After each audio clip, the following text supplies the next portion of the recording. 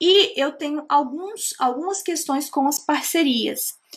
Não sou contra parcerias, sou muito a favor das parcerias e eu acho que as colaborações elas podem ajudar e enriquecerem muito o nosso trabalho. Então, às vezes você está trabalhando com uma questão ecológica muito distinta usando os dados genéticos, mas você é um geneticista. E pode ser muito interessante que você chame um ecólogo para trabalhar com você. De repente você está caracterizando aí uma mutação que está associada com alguma questão fenotípica clínica, pode ser de bom tom que você chame um colaborador, um médico, fisiologista na área, um especialista. Então isso acrescenta muito. Só que a gente tem alguns probleminhas dentro das parcerias. Você pode escolher uma parceria equivocada, tá? Então você acha que ele domina pra caramba uma área que você pensa que você não domina, mas ele não domina. Só que você não sabe isso porque você não tem o domínio nas análises, nas interpretações dos dados. O que eu quero dizer com isso? Quando você tem esse DNA, que eu chamo assim, você já fica em alerta, você já olha e fala, cara, eu sei mais ou menos como funciona isso daqui, mas eu quero uma parceria para me ajudar. E esse cara saca do que ele tá falando, eu vou chamar ele pra gente colaborar junto. Ok. Mas se você não tem essa visão, você pode olhar para uma pessoa, ela pode falar muito bem, e aí você olha e fala, não, eu vou chamar esse cara porque ele saca demais.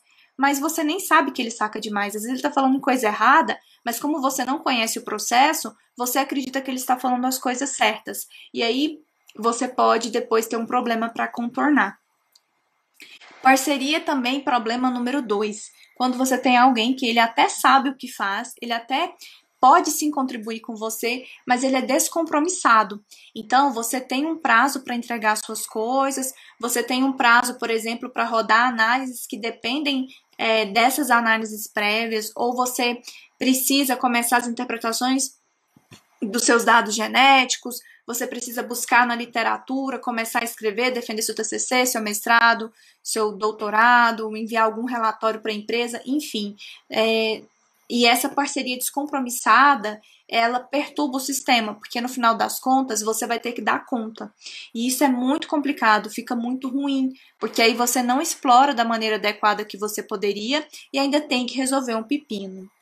E tem uma outra categoria, que são as intercorrências. Às vezes você tem uma pessoa muito boa te ajudando, mas intercorrências podem acontecer. Essa pessoa pode ficar doente, essa pessoa pode mudar de local, essa pessoa pode não querer mais mexer especificamente com essa área, essa pessoa pode simplesmente ter morrido, gente. Isso acontece. Ah, você está sendo negativa. Não, não é isso. Eu estou só falando que intercorrências podem acontecer.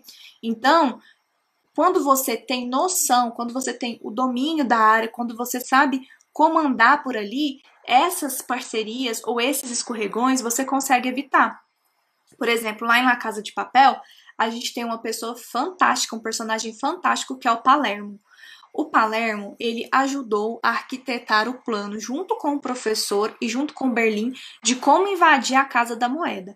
Então você imagina a inteligência e sagacidade desse cara. Ele é muito inteligente, muito sagaz. Só que ele tem um problema de ego muito grande.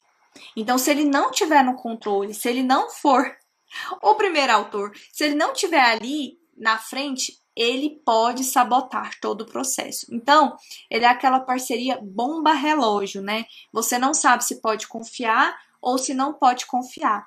Então, dependendo do contexto, você pode ter um Palermo na sua vida. E aí, se você não tem o domínio nas análises, se você não tem uma consciência mínima, né, de como você pode lidar com esses dados genéticos, de quais são os passos que você precisa tomar, você pode acabar como a Nairobi, se tornando refém de alguém, tá?